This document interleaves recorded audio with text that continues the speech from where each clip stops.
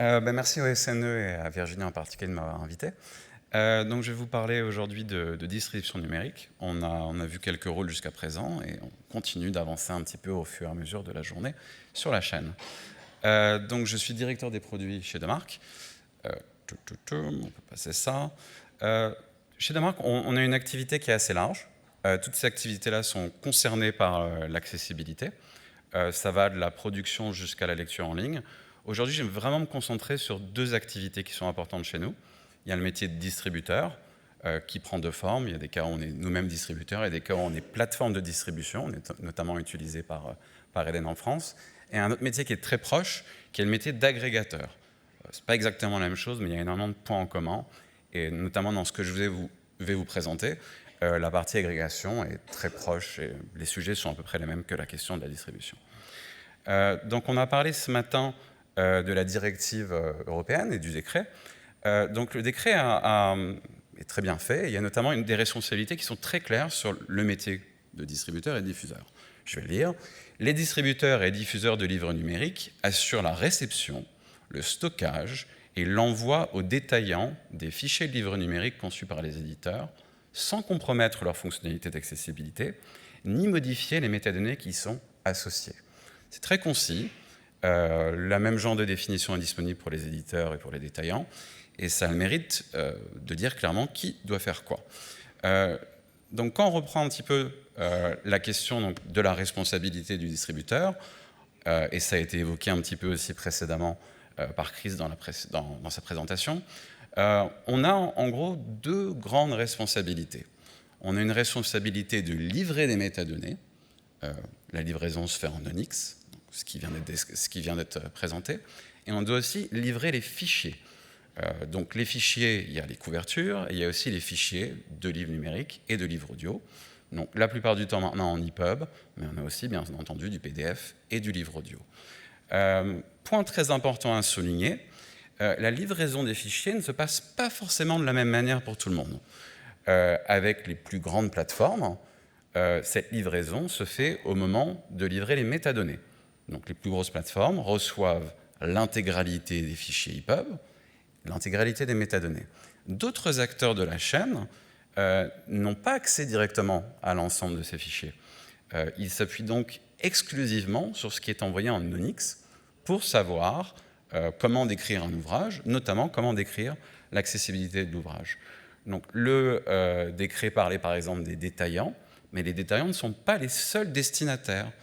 Nous envoyons aussi ces métadonnées et ces fichiers, lors d'un prêt par exemple, aux bibliothèques. Donc ce double aspect-là est très important. Et il est très important notamment parce que, en fonction de la situation, dispose que des métadonnées ou disposant aussi des métadonnées et des fichiers, les informations ne sont pas forcément les mêmes et ne sont pas forcément tout à fait aussi complètes. Et c'est pour ça que c'est très important que tout circule dans les fichiers et dans les métadonnées.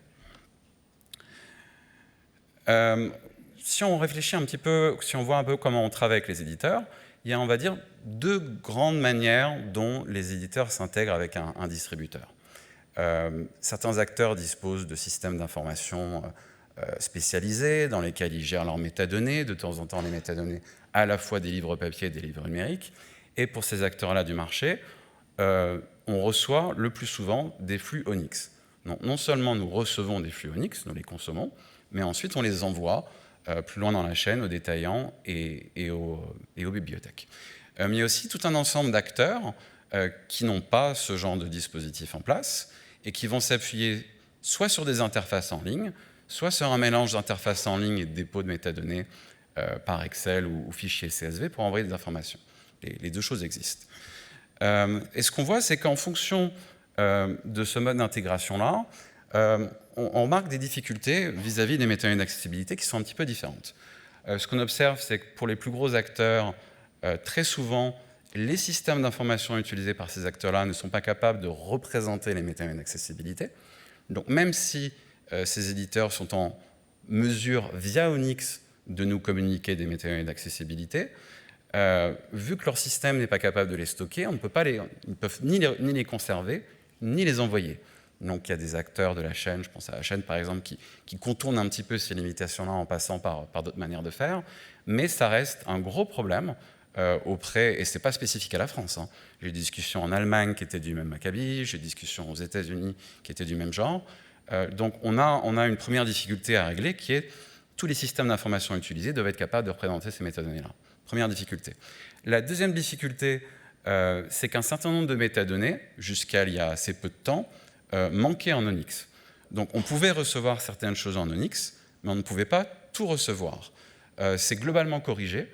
Grâce aux ajouts qui ont été faits cet été sur les code list Onyx, on a maintenant quelque chose qui est beaucoup plus complet, qui n'est pas encore complètement équivalent avec ce qu'il existe dans d'autres vocabulaires, mais on s'approche vraiment d'une parité.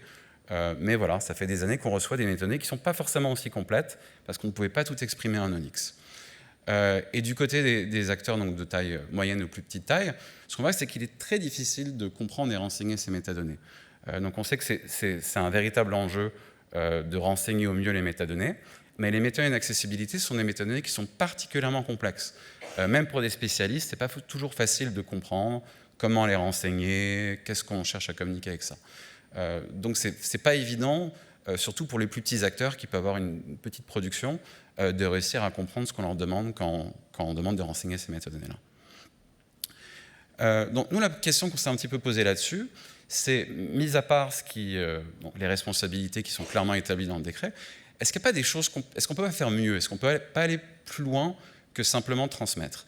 On a pris un petit peu on est parti de quelques idées là-dessus. On s'est dit, qu'est-ce qu'on pourrait faire peut-être pour aider les éditeurs à renseigner ces métadonnées, mais aussi à renseigner les exceptions qui les concernent. Donc ça a été mentionné ce matin.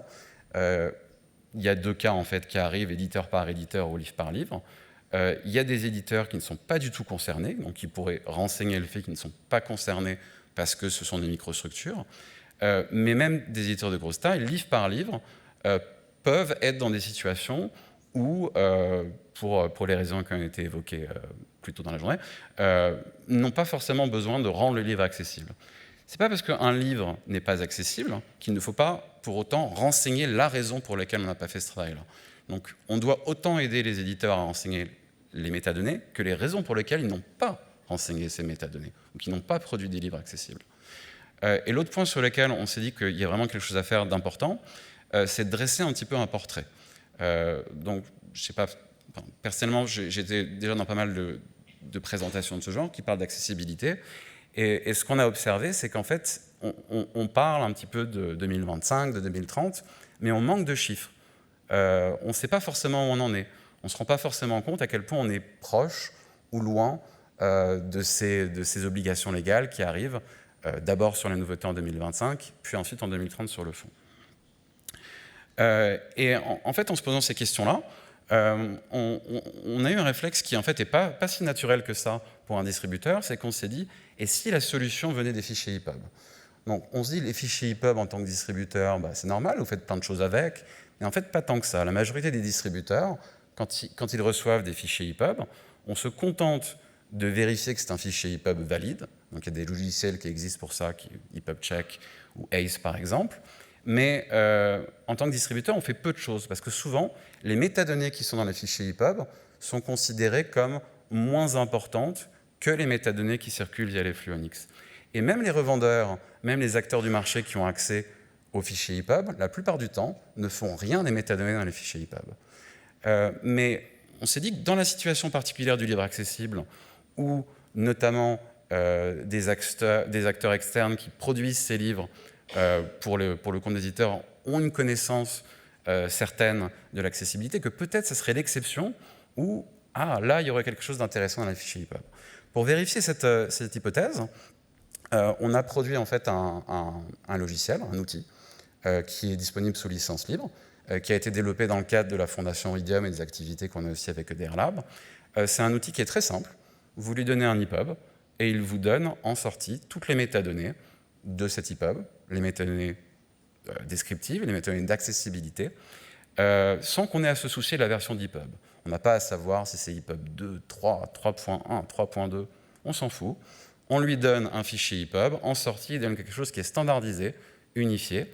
Et cet outil, en plus de vous donner les métadonnées, il vous donne d'autres informations qui sont importantes pour établir l'accessibilité d'un livre. Donc il y a des choses qui sont importantes, comme la table des matières, comme la présence de pagination imprimée, qu'on peut retrouver grâce à cet outil-là. Donc c'est un outil que nous, on a intégré dans nos systèmes d'information. C'est un outil que tout un chacun pourrait intégrer. Ça pourrait être utilisé pour vérifier votre production. Ça pourrait être intégré dans le système d'information qui est utilisé par un éditeur ou un groupe éditorial. C'est le principe d'une licence libre. Tout le monde peut s'en servir. Et voilà un premier aperçu des résultats. Donc on a fait une observation en fait, sur l'ensemble des ouvrages qu'on a dans notre entrepôt. On s'est intéressé qu'aux ouvrages qui sont actifs, c'est-à-dire en vente.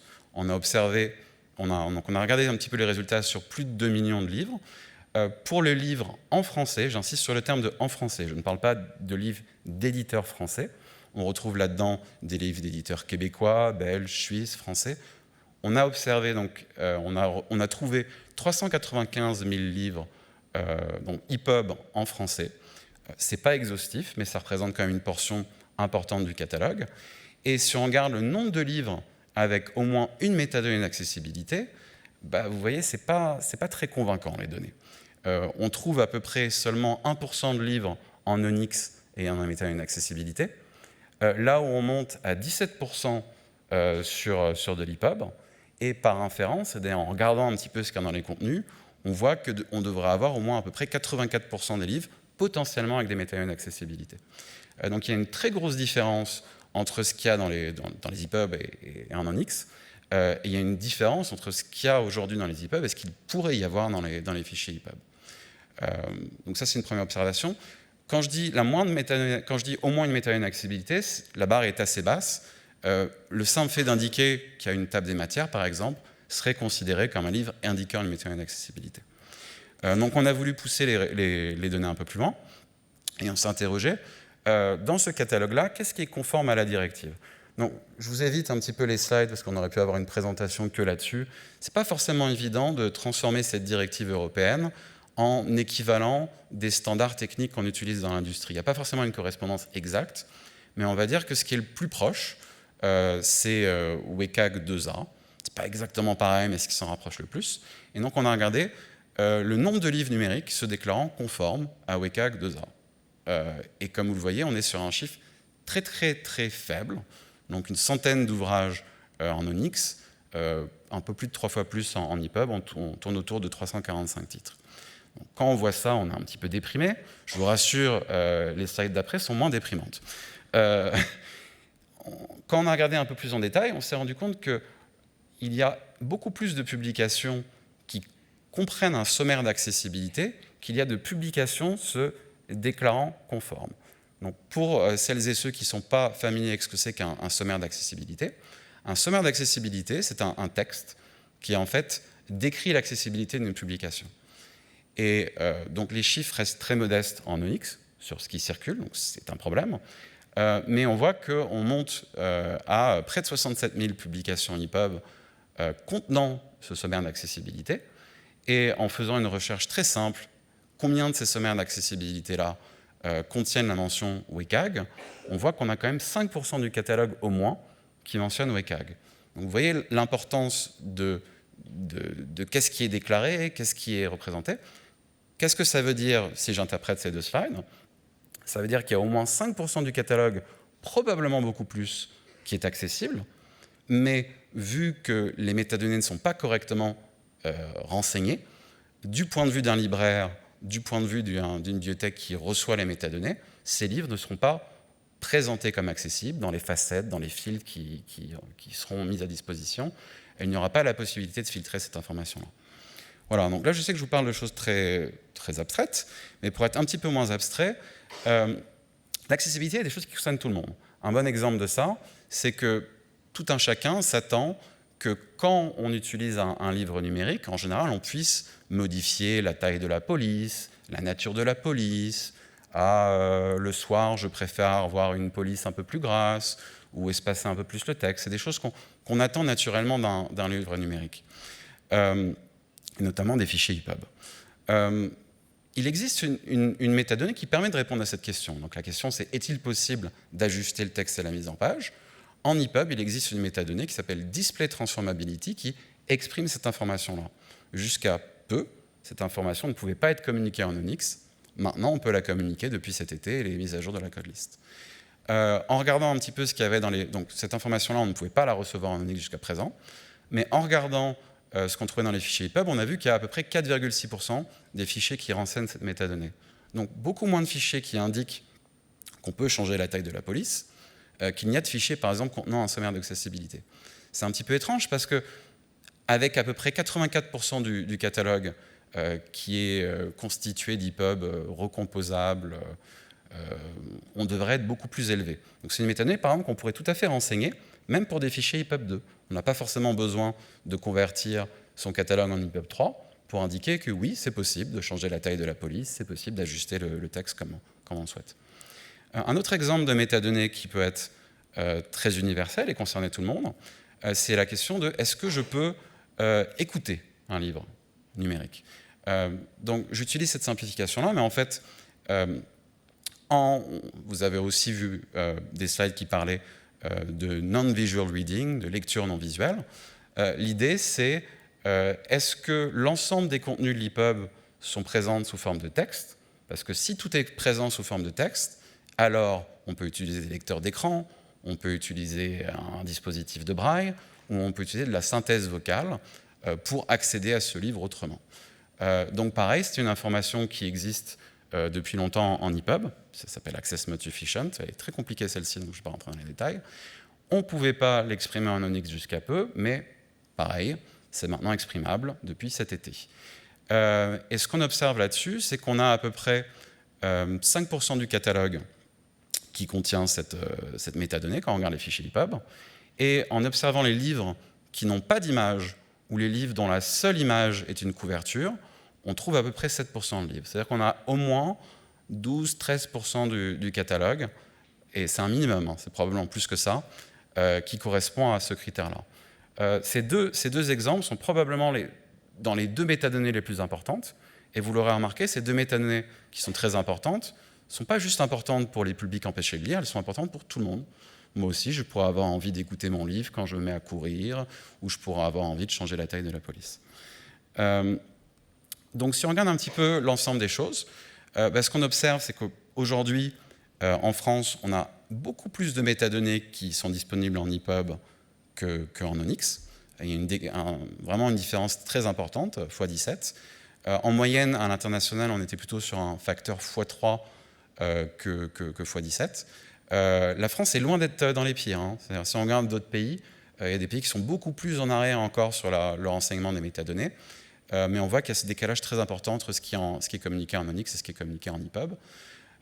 Mais voilà, il reste encore beaucoup de métadonnées manquantes. Il y a des métadonnées qui sont plutôt facilement renseignables et qui sont accessibles, enfin qui peuvent être renseignées sans avoir besoin de reprendre tout son fond, de retravailler tout son catalogue, et qui aujourd'hui ne le sont pas.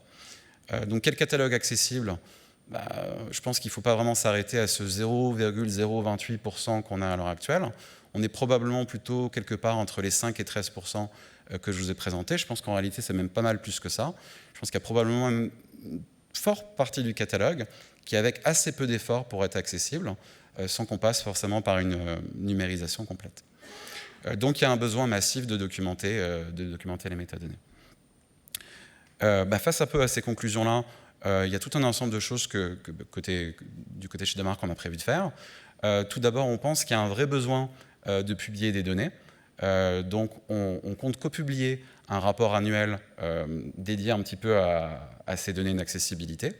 Donc ce n'est pas quelque chose qu'on ferait spécifiquement pour la France, mais on pense qu'il y a un besoin de savoir quel est l'état du catalogue, comment ça progresse, et on souhaite donc publier quelque chose annuellement là-dessus.